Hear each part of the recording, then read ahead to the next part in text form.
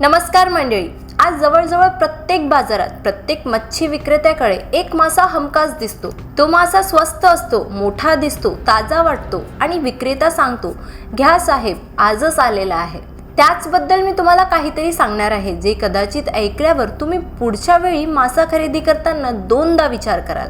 बाजारात स्वस्त मिळणारा, दिसायला ताजा आणि लोकांचा आवडता एक मासा असा आहे जो चवीपेक्षा जास्त हानी करतो।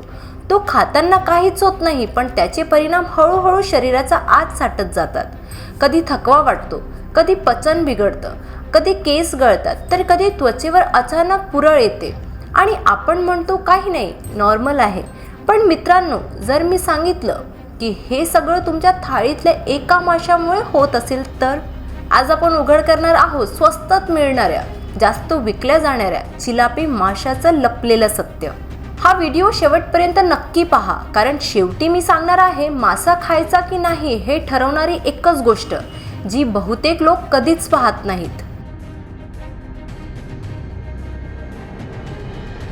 मित्रांनो, चिलापी हा आपल्या देशातला मासा नाही, हा मासा आफ्रिकेतील नद्यांमधून जगभर पसरला आहे। भारतामध्ये तो इतक्या मोठ्या प्रमाणावर का वाढला? कारण हा मासा कमी पाण्यात तग धरतो, खराब पाण्यातही जिवंत राहतो, अतिशय वेगाने वाढतो, कमी खर्चात जास्त वजन घेतो। याच कारणामुळे तो मत्स्य व्यवसायासाठी सुवर्ण संधी ठरतो। पण मित्रांनो, जो मासा घाणेरड्या पाण्यातही वाढतो तो आपल्या शरीरासाठी खरंच सुरक्षित असेल का? इथूनच खरी अडचण सुरू होते। आज भारतात बाजारात सहज मिळणाऱ्या बहुतेक चिलापी माशांचं पालन स्वच्छ नद्यांमध्ये किंवा नैसर्गिक तलावांमध्ये केलं जात नाही, तर अनेक वेळा ड्रेनेजच्या अगदी जवळ औद्योगिक सांडपाण्याने भरलेल्या तलावांमध्ये आणि रसायन मिसळलेल्या पाण्यात केलं जातं। अशा ठिकाणी पाणी सतत दूषित असतं आणि त्यामध्ये जड धातू, विविध प्रकारचा रासायनिक कचरा, प्लास्टिकचे अतिसूक्ष्म कण आणि शेतीत वापरली जाणारी कीटकनाशके मिसळलेली असतात। चिलापी मासा अशा खराब परिस्थितीतही जिवंत राहू शकतो, त्यामुळे हे सगळे विषारी घटक हळूहळू त्याच्या शरीरात साठत जातात। पुढे हाच मासा जेव्हा आपल्या स्वयंपाकघरात आणि थाळीत पोहोचतो, तेव्हा त्या पाण्यातील सगळं विष आपल्या शरीरात जाण्याचा धोका निर्माण होतो।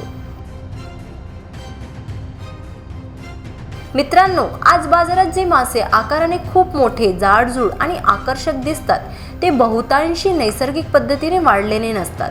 कमी वेळेत वजन वाढावं आणि लवकर विक्रीसाठी तयार व्हावं यासाठी अशा माशांना वाढीचं इंजेक्शन, विविध प्रकारचे हार्मोन्स, अँटीबायोटिक्स तसेच कृत्रिम फीड दिलं जातं। बाहेरून हे मासे ताजे आणि पोसलेले वाटतात, पण प्रत्यक्षात ही कृत्रिम वाढ आपल्या आरोग्यासाठी धोक्याची ठरू शकते। याचा परिणाम असा होतो की मासा अतिशय कमी वेळात मोठा आणि विक्रीस तयार होतो, त्यामुळे व्यापाऱ्याला लवकर नफा मिळतो। मात्र या घाईघाईच्या प्रक्रियेत वापरले जाणारे औषधांचे आणि रसायनांचे अवशेष पूर्णपणे नष्ट होत नाही। हे अवशेष मासा उकडला किंवा तळला तरी त्याच्या शरीरात राहतात आणि तो मासा खाल्ल्यावर थेट आपल्या शरीरात प्रवेश करतात। परिणामी ग्राहकांचं आरोग्य हळूहळू धोक्यात येतं आणि त्याचे दुष्परिणाम दीर्घकाळानंतर दिसू लागतात। मित्रांनो, नियमितपणे चिलापी मासा खाल्ल्यास शरीरात काही त्रास हळूहळू जाणवू लागतात। सुरुवातीला पचन बिघडल्यासारखं वाटतं, कारण नसताना केस गळू लागतात, त्वचेवर पुरळ किंवा खाज येते आणि लहान सहान आजार वारंवार डोकंवर काढतात।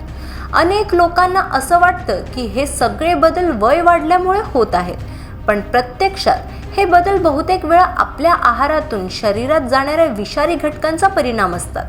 चिलापीच्या पालनामध्ये वापरली जाणारी औषध, हार्मोन्स आणि रसायनांचे अवशेष हे मासा उकडला किंवा तळला तरी पूर्णपणे नष्ट होत नाहीत आणि तेच हळूहळू आपल्या शरीरावर घातक परिणाम घडवतात। मित्रांनो, मासे खाण्याचं मुख्य कारण म्हणजे ओमेगा 3, पण चिलापीमध्ये ओमेगा 3 खूप कमी, ओमेगा 6 खूप जास्त असते। हा असमतोल शरीरात काय करतो? तो सूज वाढवतो, सांधेदुखी वाढवतो, हृदयावर ताण टाकतो, मधुमेहाचा धोका वाढवतो। म्हणूनच डॉक्टर म्हणतात, फक्त प्रथिनं पाहून मासा निवडू नका। मित्रांनो, चिलापी मासा प्रत्येकासाठी सुरक्षित असतोच असं नाही। विशेषतः ज्यांना आम्लपित्ताचा त्रास आहे त्वचेचे विकार वारंवार होतात, हार्मोनल असंतुलन आहे, थायरॉईडची समस्या आहे किंवा ज्या गर्भवती महिला आहेत अशा लोकांनी या माशाचं सेवन शक्यतो टाळलेलंच योग्य ठरतं. कारण चिलापी मासा शरीरात उष्णता वाढवतो आणि त्यात साचलेले विषारी घटक पचनसंस्थेवर व हार्मोनल प्रणालीवर ताण टाकू शकतात. त्यामुळे या प्रकारच्या लोकांमध्ये आम्लपित्त वाढणं, त्वचेवर पुरळ येणं, थकवा जाणवणं किंवा इतर आरोग्य समस्या वाढण्याची शक्यता अधिक असते. मित्रांनो, सत्य हे आहे की जर चिलापी मासा स्वच्छ पाण्यात नैसर्गिक आहारावर औषधांशिवाय वाढलेला असेल तर तो मर्यादित प्रमाणात चालू शकतो. पण असा चिलापी बाजारात अतिशय दुर्मिळ असतो आणि स्वस्त तर अजिबात नसतो. चिलापीऐवजी तुम्ही निवडू शकता बांगडा, सुरमई, पॉम्पलेट, रावस, रोहू. हे मासे नैसर्गिक, पोषण समृद्ध, शरीरासाठी सुरक्षित असतात. मित्रांनो, चव ही काही क्षणासाठीच असते, पण आरोग्य आयुष्यभरासाठी असते. स्वस्त मासा तुमच्या खिशाला परवडेल, पण त्याची किंमत तुमचं शरीर मोजत असतं. म्हणून पुढच्या वेळी मासे घेताना फक्त भाव नाही, आरोग्याचा विचार करा. हा व्हिडिओ उपयुक्त वाटला असेल तर लाईक करा, शेअर करा आणि अशाच सत्य माहितीकरिता चॅनलला सबस्क्राईब करा.